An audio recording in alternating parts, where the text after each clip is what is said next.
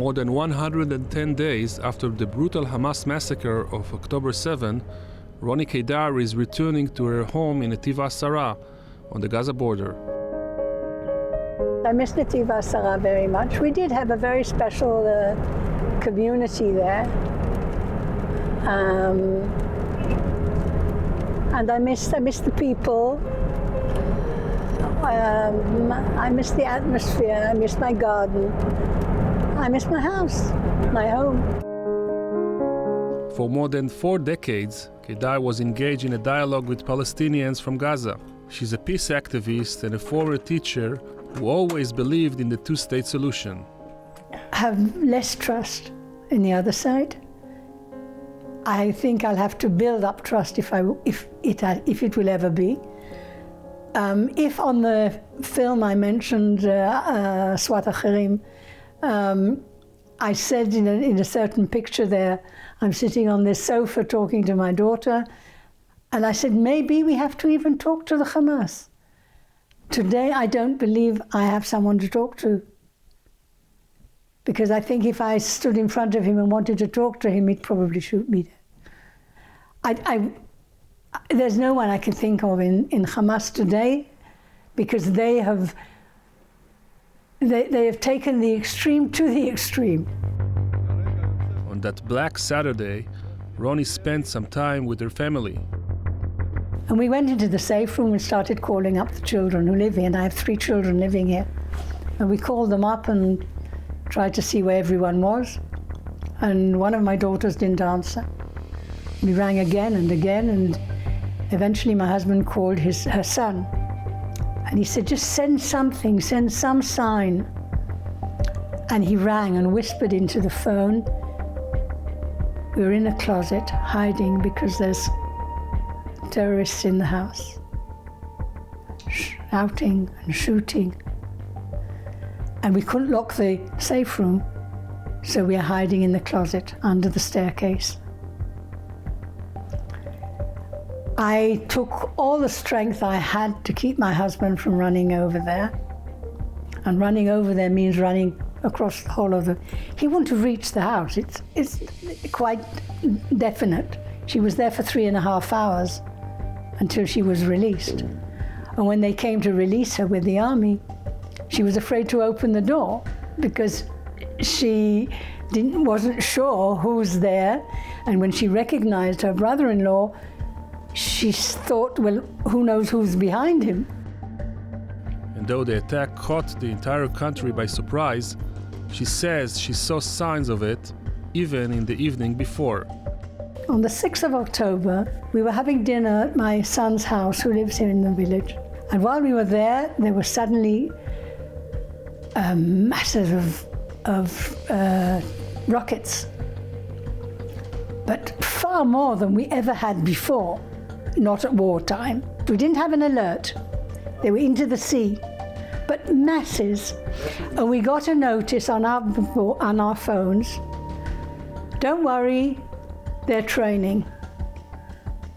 And my husband got up and said, but what are they training for?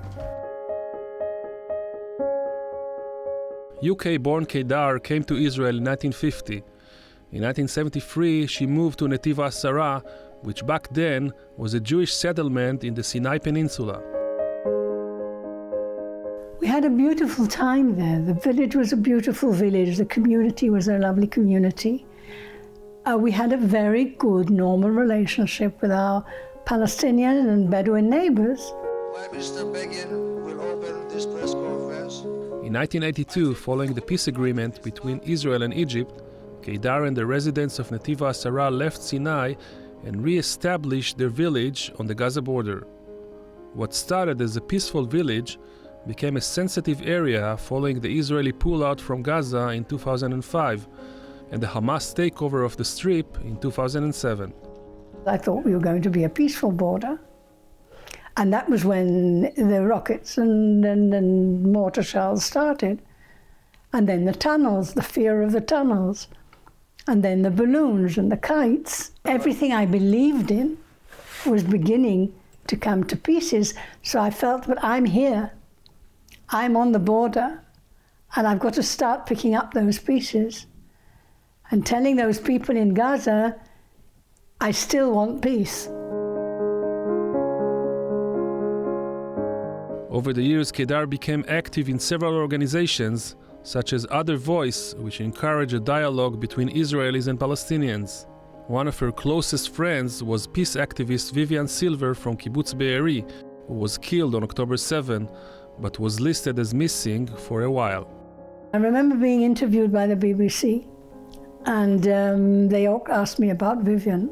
And I said, look, Vivian had so many people she knew in Gaza that she worked very, very closely with. I'm sure that when they know she's there, even if they're not even if they're aside at home watching television, and she was on television immediately, I'm sure someone will come out to help her.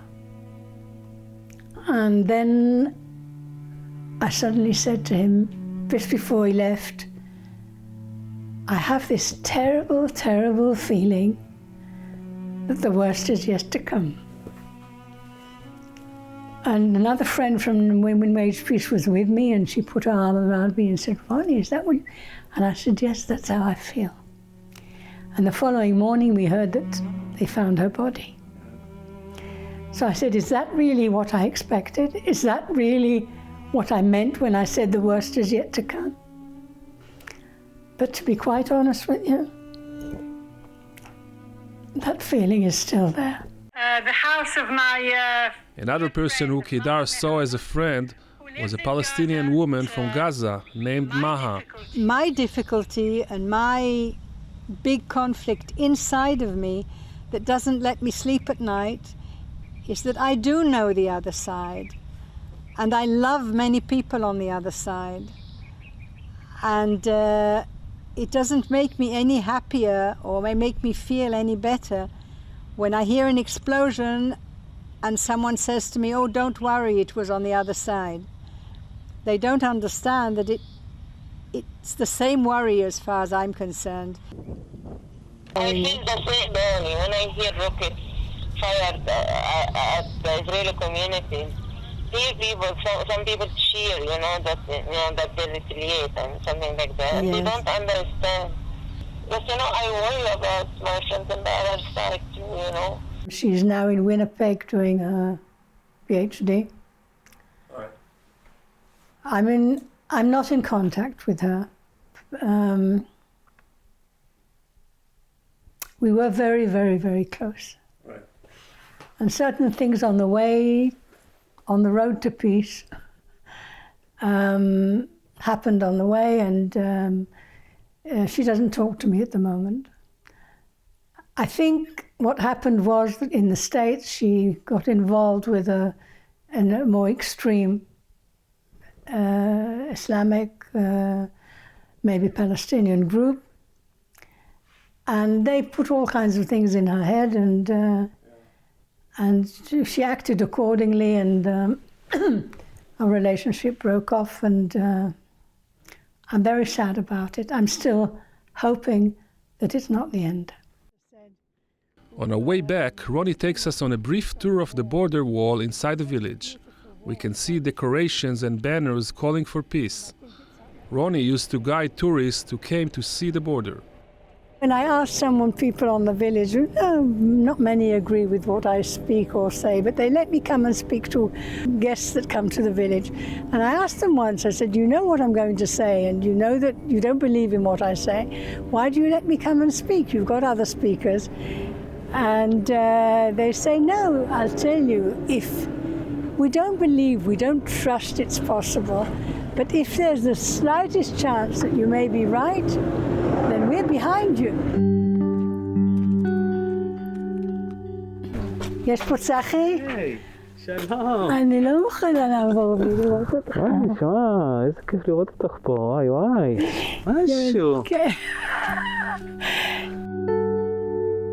21 people were murdered in Netiv HaSara on October 7, among them the Yanun family, who were burned alive in their house. Nevertheless, some residents are still anxious to return to this beautiful village bordering the Gaza Strip. Roni says she is still debating on this issue, and even in the wake of October 7, she still holds her peaceful agenda. Yes, I see a future of them coming across here and we going across there. And all the things that we do on Zoom today, we do face to face. I do believe that. But with all these people... And they know, they can't shake me out of this.